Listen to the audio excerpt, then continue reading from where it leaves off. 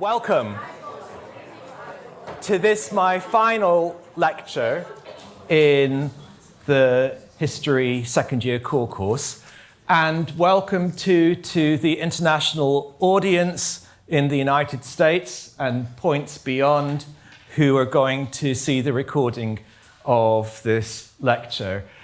As my students in the classroom have become accustomed to over a number of weeks, I am trying to run through an unfeasible number of slides, so I may have to do some drastic live cutting in the midst of the lecture, but we'll see how it goes. Today's topic is the recent set of controversies about the removal of Confederate memorials in various states in the United States in 2017, and the immediately prior argument about the use of the Confederate flag as a symbol. And our general questions are, what do these artifacts symbolize? And what is the responsibility of people today with respect to monuments and symbols to whose values they do not subscribe? One of the precepts with which we'll begin is really a truism in memory studies, that debates about the representation of the past are always as much about the present as they are about the past. When these symbols were created or promulgated, that was certainly the case. The great wave of creation of Confederate memorials from around 1880 to the early years of the 20th century coincided with a white supremacist backlash against the efforts to achieve racial equality at the end of the Civil War and in the immediate post-Civil War period.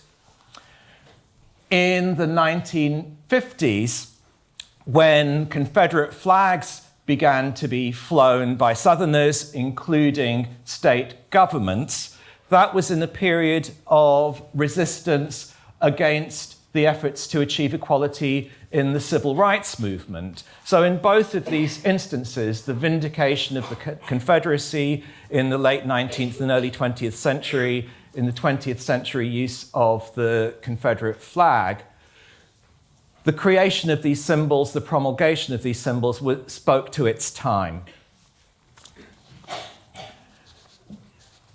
Those who venerated the Confederacy spread the myth of the lost cause as a way of absolving the South of the need for guilt.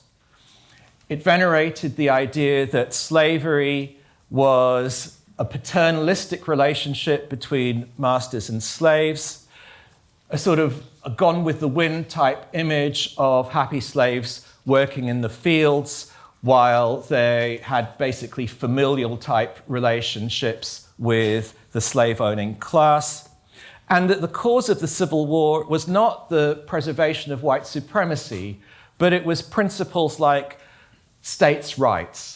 It was about sovereignty, it was about liberty, not about race.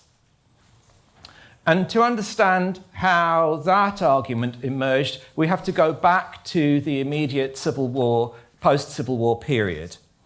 At the end of the Civil War, there were several constitutional amendments which achieved equality, at least in formal legal terms, for African Americans. They provided them with citizenship, with equal protection of the laws and due process of the law, and for former slaves who were males, it gave them the right to vote. This period was known as the period of Reconstruction, when defeated rebellious states were occupied by federal troops, and they were accepted back into the United States only when they ratified the Reconstruction Amendments. During this period, African Americans enjoyed the right to vote, and they were indeed elected to state legislative office and to federal elected official positions. But in 1877, the federal government removed its troops from 3 former Confederate states, and it stopped trying to enforce the rights of African Americans in the former Confederacy. Throughout the South, in the states of the former Confederacy, a system known as Jim Crow was spread, in which legally enforced and informal segregation and oppression became the rule. African Americans were deprived of equal treatment. They couldn't seek redress against injustices in the courts because they were all white juries. They weren't allowed to testify as witnesses. And in one of the most controversial decisions of the United States Supreme Court, the constitutionality of segregation was accepted by the Supreme Court under the doctrine of separate but equal. As it happens, in Louisiana, we'll come back to this because it becomes an important site for commemoration. In the same period, for any African Americans who were economically successful or attempted to assertively to press their rights, the Ku Klux Klan operated as a terrorist organization to help to intimidate and to effect acts of violence that were intended to keep African Americans in what the whites regarded as their place.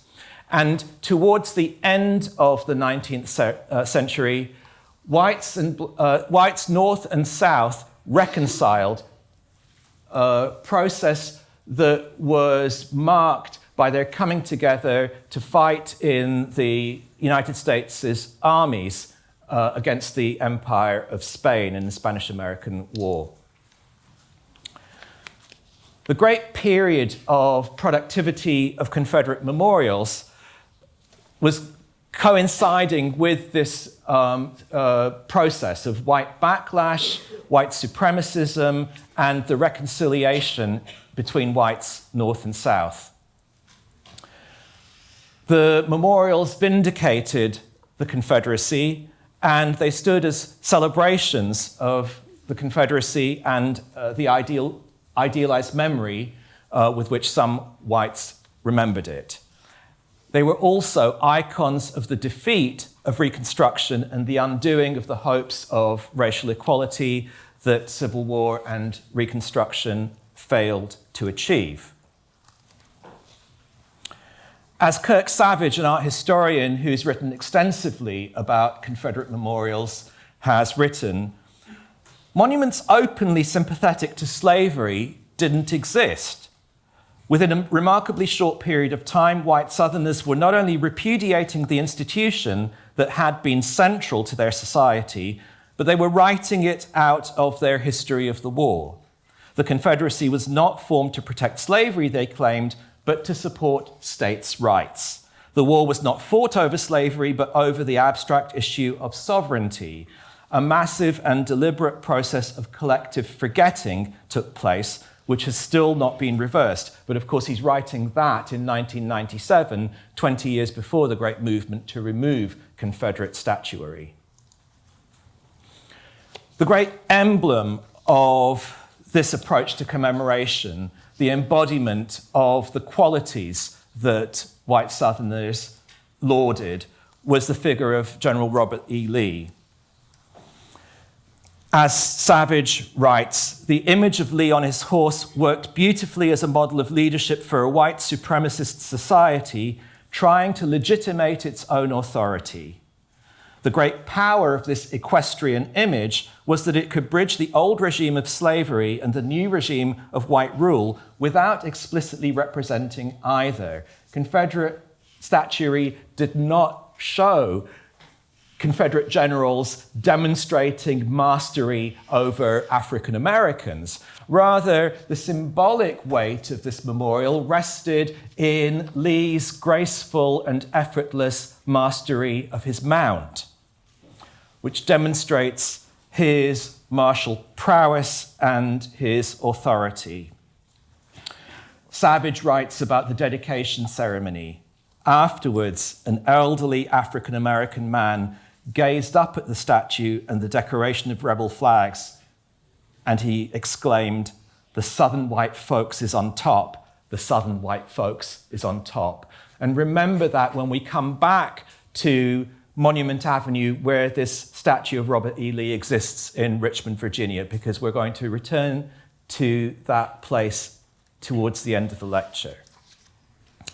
Gaines Foster has written, especially after his death, Robert E. Lee was the supreme hero of the Virginians. They proclaimed his character flawless, particularly praised his unfaltering sense of honor and duty, but also celebrated other such characteristics as obedience, responsibility, accountability, and religious faith. He was the paragon of white manhood, their symbol, their embodiment, the best of the Old South.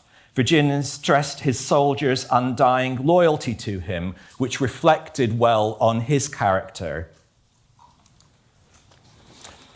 This is another site to which we're going to return because it was the center point, the focal point of an argument about whether to remove this Confederate statue, the Robert E. Lee statue in Charlottesville, which was begun by Henry Schrady, who's interestingly the sculptor of the Grant Memorial in Washington, D.C., near the United States Capitol.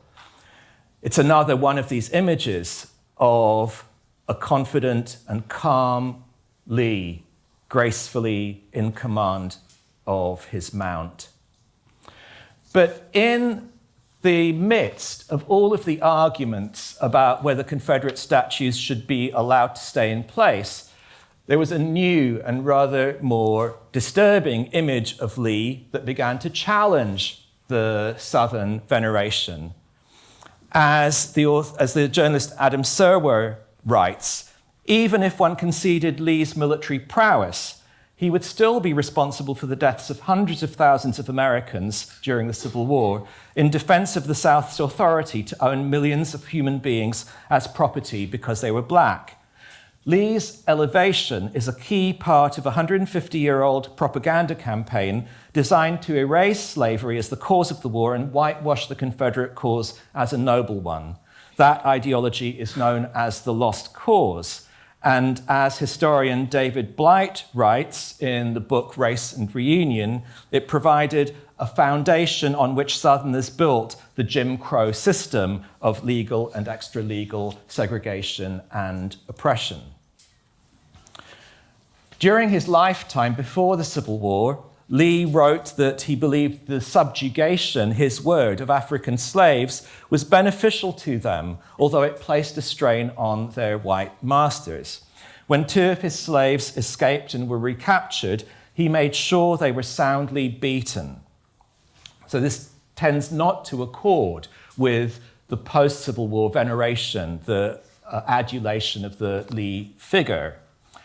He broke with the familial tradition of the Washington and Custis families and broke up slave families through sale. As Ta-Nehisi Coates described them, such sales were a kind of murder. After the war, Lee raged against the government's effort to enfranchise African Americans, explaining the Negroes have neither the intelligence nor the other qualifications which are necessary to make them safe depositories of political power. Numerous commentators in the debate about Confederate statuary say that white supremacist invocations of Lee's memory was completely out of keeping with his values, but theirs was a highly selective recollection of who Lee was and what he stood for. Lee died in 1870, by which time the white supremacist backlash was already well underway and gaining force. The Ku Klux Klan had by then been formed.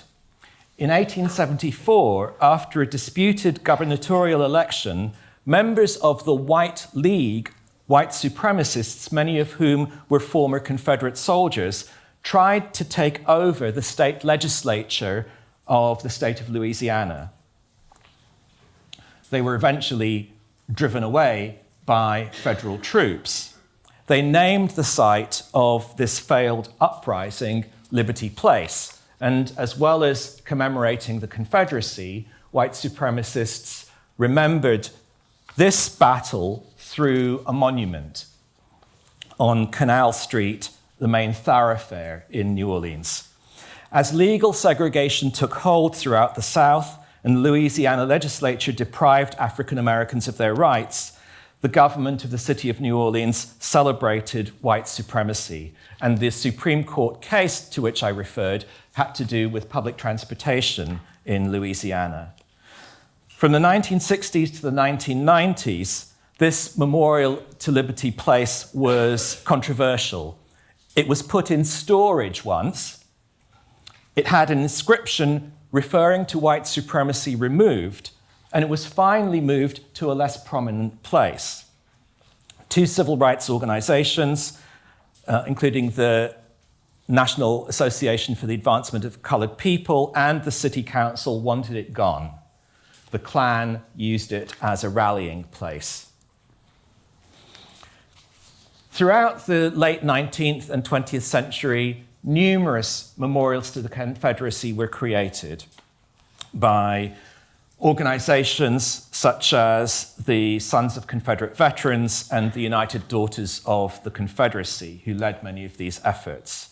As you can see from this slide, there were hundreds of monuments and statues, public schools named for Lee, for the President of the Confederacy, Jefferson Davis, and other Confederate icons, counties, holidays, military bases named for Confederates.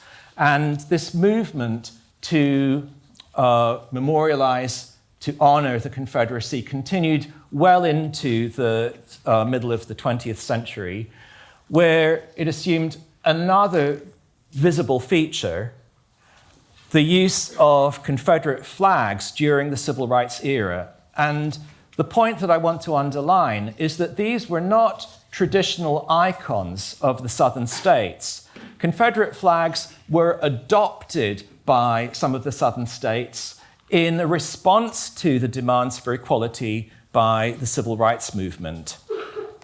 As I write, the presence of Confederate flags owes more to the Civil Rights era of the 1950s and 60s than to the Civil War. The flags were used by Southern Democrats as a symbol of opposition to racial equality. Hold on, watch carefully, there's a special effect coming.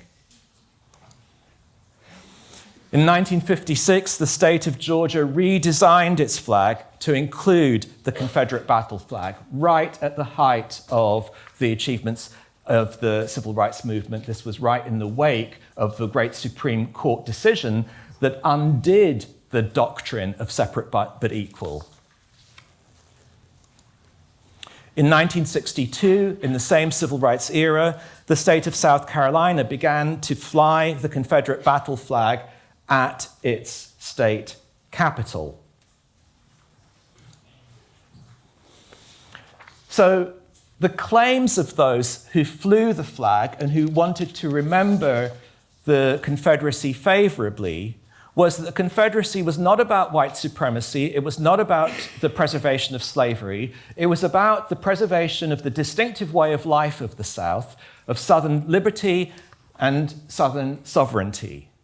But if we look back at the declarations of secession when the Southern states seceded from the Union, it's clear that slavery was at the very heart of their decision to separate. The Mississippi Secession Convention said our position is thoroughly identified with the institution of slavery, the greatest material interest of the world. The Texas Secession Convention said we hold as undeniable truths that the governments of the various states and of the Confederacy itself, by which they mean the Union founded during the Revolutionary period, that the governments of the various states and the Confederacy were established exclusively by the white race for themselves and their posterity, and that the servitude of the African race as existing in these states is mutually beneficial to both bond and free. The Virginia Convention said African slavery is a vital part of the social system of the states wherein it exists. So the question is, Is it inevitable that those who want to celebrate Southern culture and Southern heritage are automatically and necessarily declaring white supremacist values when they put a Confederate flag on their bumper, when they fly a Confederate flag from an antenna on their vehicle? Does the Confederate flag have an intrinsic meaning? And there are places where I think one could support the claim that the Confederate flag is a sort of generic symbol of protest and rebellion without necessarily being a white supremacist symbol. That's certainly open to debate. Can one innocently fly a Confederate flag? When in the former East Berlin, when in Czechoslovakia, before the fall of communism, people in crowds demanding their liberation from communism flew Confederate flags, did that mean that they were celebrating the Confederacy? When Napoli football fans, the tifosi of the Naples football team, fly the Confederate flag, what does that mean? They're certainly Southerners. They feel oppressed in relation to Northern Italy. Is this a celebration of the Confederacy? What does it mean when the Dukes of Hazzard paint their car with a Confederate battle flag? And I think that, to me, the answer depends very much on context. I think somebody in East Berlin could respectably claim not to be celebrating white supremacy with the Confederate flag. In the United States, in the southern states of the United States, is it possible to declare one's independence of the history to which the Confederate flag refers? And I think that it's much more difficult to make that claim and to claim that flying a Confederate flag in the United States, particularly in the states of the Southern Confederacy, is completely disconnected from the history of white racism to which it refers. So, symbols are infinitely malleable. They can be turned to many purposes, but their meaning depends not simply on the predilections and the context or the ideas in the mind of the person who flies the flag, but it's a lot to do with their social and historical context. And that was certainly the case for Dylann Roof, seen here in a social media photograph that he posted of himself. Dylann Roof was unabashedly a white supremacist. In June 2015, he went to a historic African-American church in Charleston, South Carolina, and he murdered 9 people, all of them black. He said that he wanted to ignite a race war, like Charles Manson, who died in jail in November 2017. That was his goal. The result was not what he expected. In an extraordinary gesture of magnanimity, the survivors of this shooting declared that they forgave him. And this act, both on his part and on their part, touched a nerve in the United States. It set off a wave of self-examination. It touched the American conscience. The murders did not trigger a race war, as Roof had hoped. Instead, they prompted a wave of decisions to remove Confederate symbols across the South. The governor of South Carolina ordered the flag removed from the state capitol. And there was a large debate about the use or the removal of such Confederate symbols that extended from the Confederate battle flag to Confederate memorials across the Old South. Columbia is the seat of the state government of South Carolina. If we go back to Liberty Place, the memorial there was removed, as were others. A memorial to Jefferson Davis, the President of the Confederacy, a statue of General Beauregard, and a statue of Robert E. Lee himself. The first three were removed at night under cover of darkness because of the controversial nature of these acts. The mayor of New Orleans criticized the cult of the lost cause in the South. And here is the memorial, which by now you recognize, the Liberty Place monument, being cut up and removed. There were protests against its removal. And here's a protester carrying a Confederate flag opposing the removal of the Jefferson Davis Memorial in New Orleans.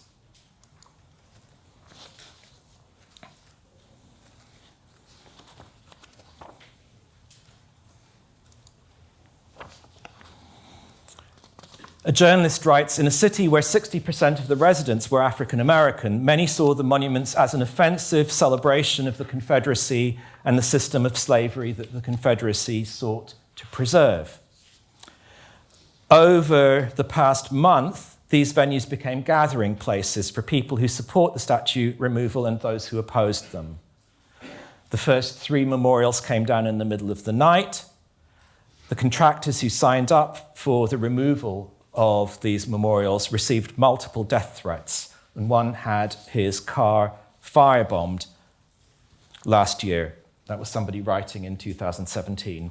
So you can see just what a hot-button issue the removal of the Confederate memorials was. People wanted to keep them. Those for whom the Confederacy was not a den of iniquity and injustice and white supremacy, those who saw the Confederacy as something to be honored, something to be remembered positively, as an aspect of their Southern identity and their Southern way of life. They were highly resistant to the removal of these monuments. So one of the questions that I'm going to return to is, what is our position regarding the presence or the removal of monuments and memorials, or the names of buildings or statuary that enshrines values to which we do not subscribe? In daylight, the Robert E. Lee Memorial was removed. The removal of these statues, Wendland writes, sends a clear and unequivocal message to the people of New Orleans and the nation. New Orleans celebrates our diversity, inclusion, and tolerance, said the mayor, Mitch Landrieu. Relocating these Confederate monuments is not about taking something away from someone else. This is not about politics, blame, or retaliation. This is not a naive quest to solve all our problems at once. This is about showing the whole world that we as a city and as a people are able to acknowledge, understand, reconcile, and most importantly, choose a better future.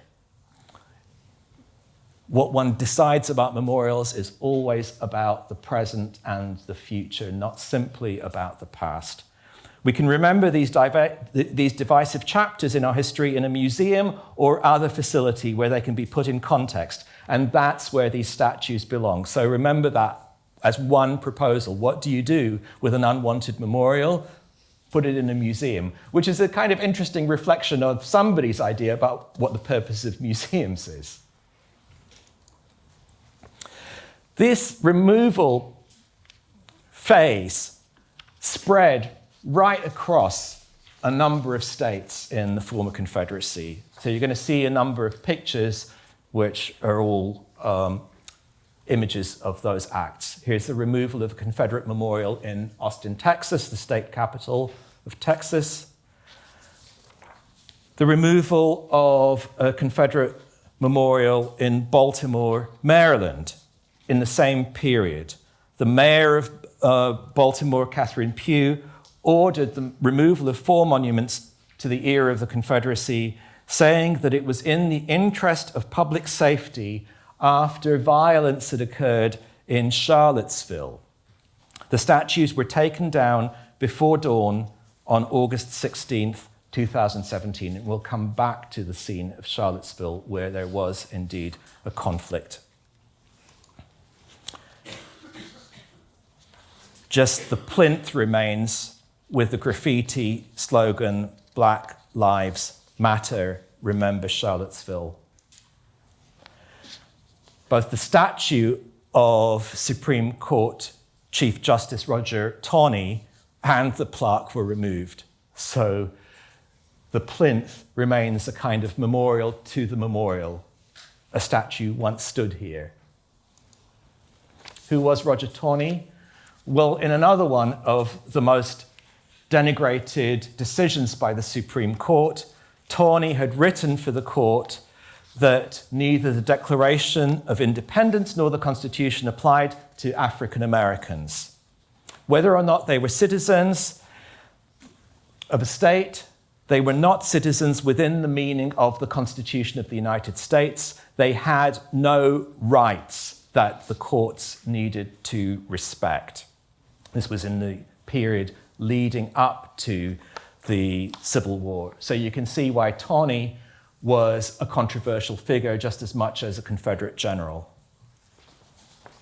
And here's his statue. It's quite extraordinary. I remember when I lived in Baltimore, we used to go on demonstrations for one issue or another to the state capitol in Annapolis. And I remember walking past the statue, regarding it as just part of the urban landscape, never imagining that it might be removed in this way. Gainesville, Florida was another site where a memorial was removed. Protesters opposed the removal of such statuary, and here they're protesting against the removal of the memorial to Nathan Bedford Forrest, a former Confederate general who was also the first national leader of the Ku Klux Klan. The City Council of Memphis voted not only to remove the memorial, but to exhume Forrest's body. And this removal movement spread, as I said, right across the United States, including to some places on the map where you would never suspect that a Confederate memorial might have been erected, let alone removed. Now, to return to Charlottesville, which I mentioned in passing, the city government declared its plan to remove statues to Robert E. Lee and another Confederate general from a park in Charlottesville.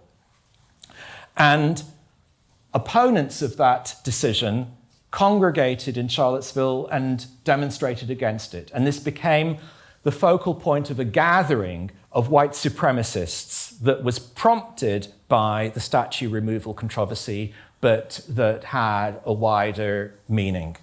Neo-Nazis and members of the Klan came to Charlottesville to hold a rally, they said, in August 2017.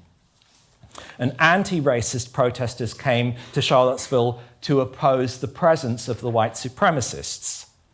A member of one of the far-right organizations drove his car aggressively at a group of anti-racist demonstrators and killed one of them.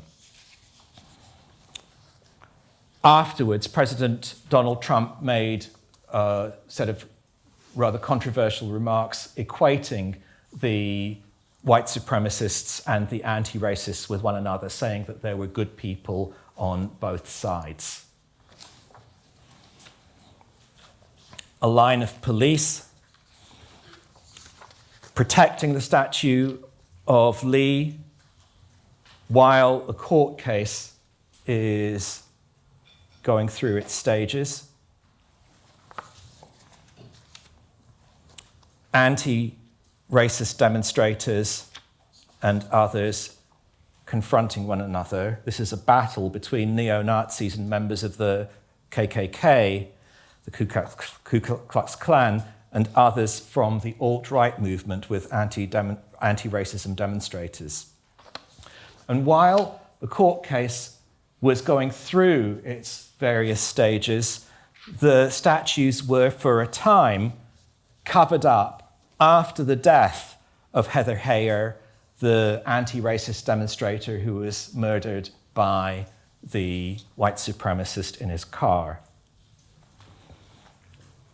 The tarpaulins have since been removed, and a month ago, a judge ruled that the intent of the law intended to preserve historic monuments was not racist. This spoke to the issue that the defenders of the statuary had raised and the opponents of the statuary. The issue was whether a historic preservation law had racist effects, and the judge said that it had no racist intentions, and he enacted, or rather declared a permanent injunction against the removal of the statues. So that's one point of view, that historic preservation doesn't have to do exactly with the intentions or the contemporaneous connotations of the memorials as they were created in the first instance, nor with their current symbolic meanings. Here's another position. With which do you sympathize? The Organization of American Historians and the American Historical Association, the two principal organizations of historians in the United States, set out a joint declaration that said, to remove a monument or to change the name of a school or street is not to erase history, but rather to alter or call attention to a previous interpretation of history. So we don't freeze the past and its symbols in aspect. We don't make such commemorations permanent. As time moves on, our decisions about what to preserve and what to remove can also move on. To remove such monuments is neither to change history nor erase it. What changes with such removals is what American communities decide is worthy of civic honor. So it's worth dwelling on this last point. Do you agree? Is this whitewashing? Is this erasure? Is this denial of the past? Do we not want to hold on to the reality that racists existed and racist purposes were fulfilled through the erection of memorials to causes like the Confederacy? Or do you agree that what changes with such removals is what American communities decide is worthy of civic honor?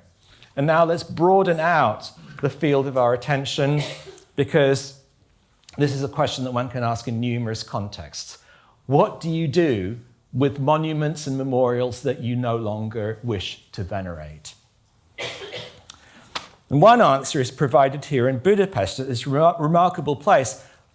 What did the government of Budapest do with all of the communist memorials that were superseded with the overturning of communist rule? Well, they put them all in a monument park, Memento Park, where you can go and visit them, as indeed I did, and it is a remarkable place.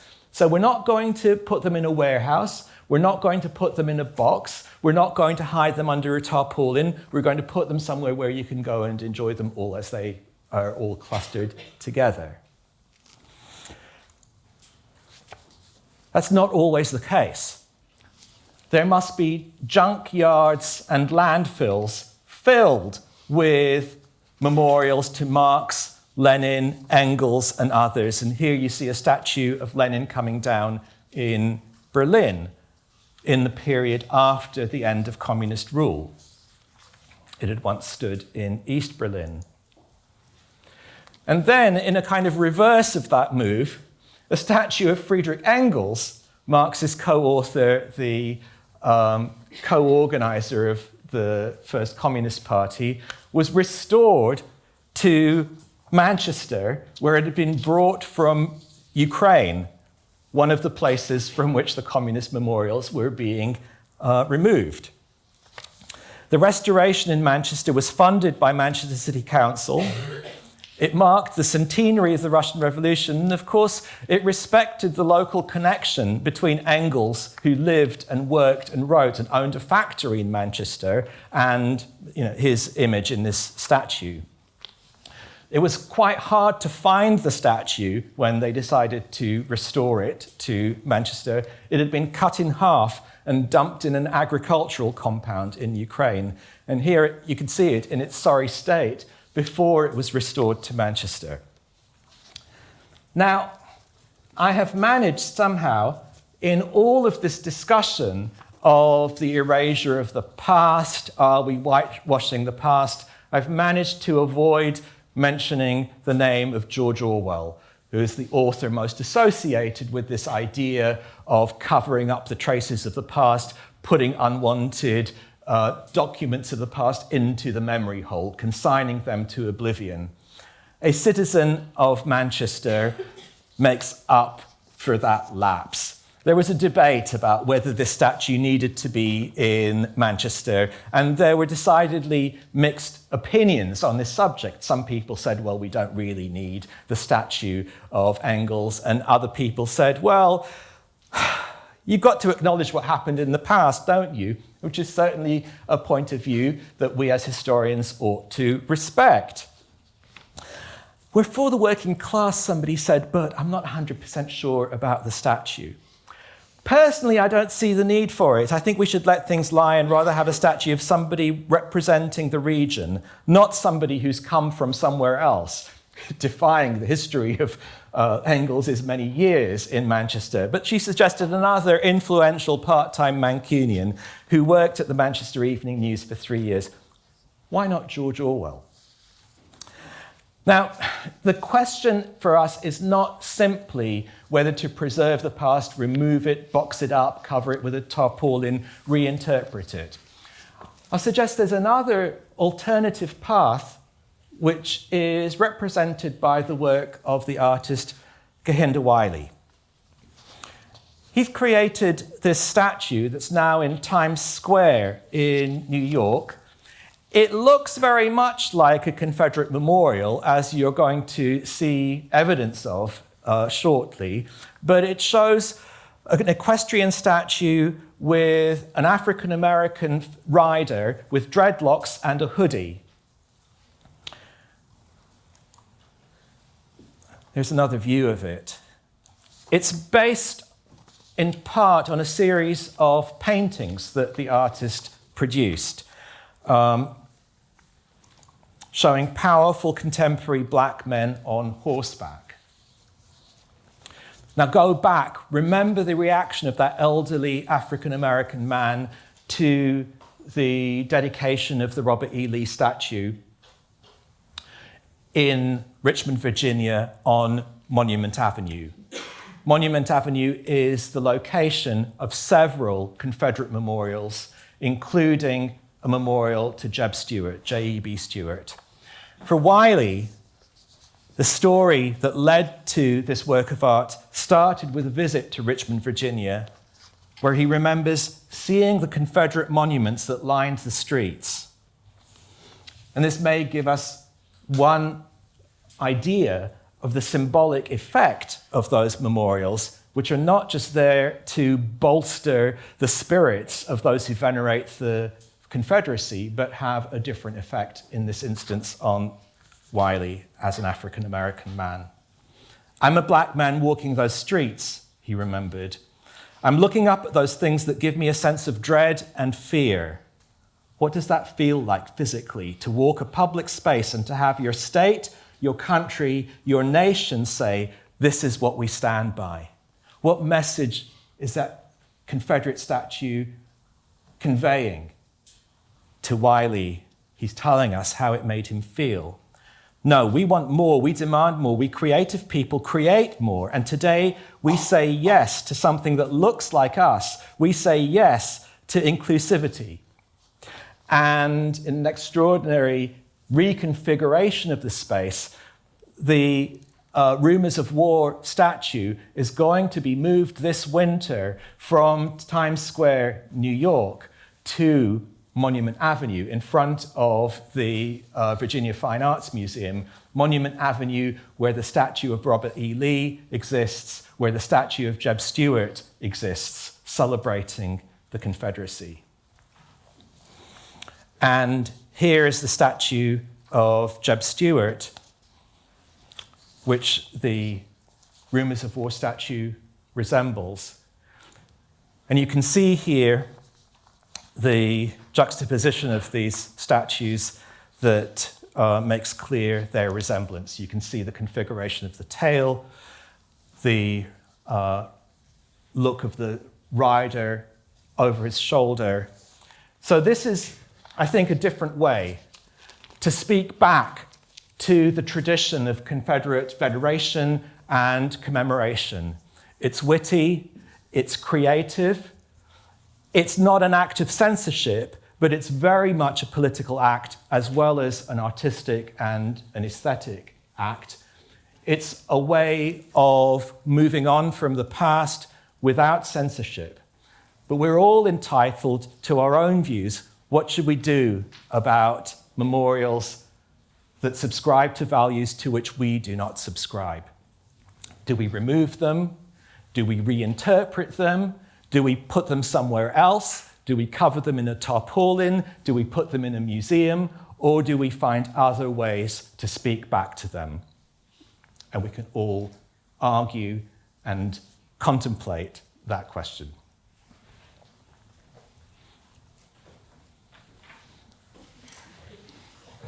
There.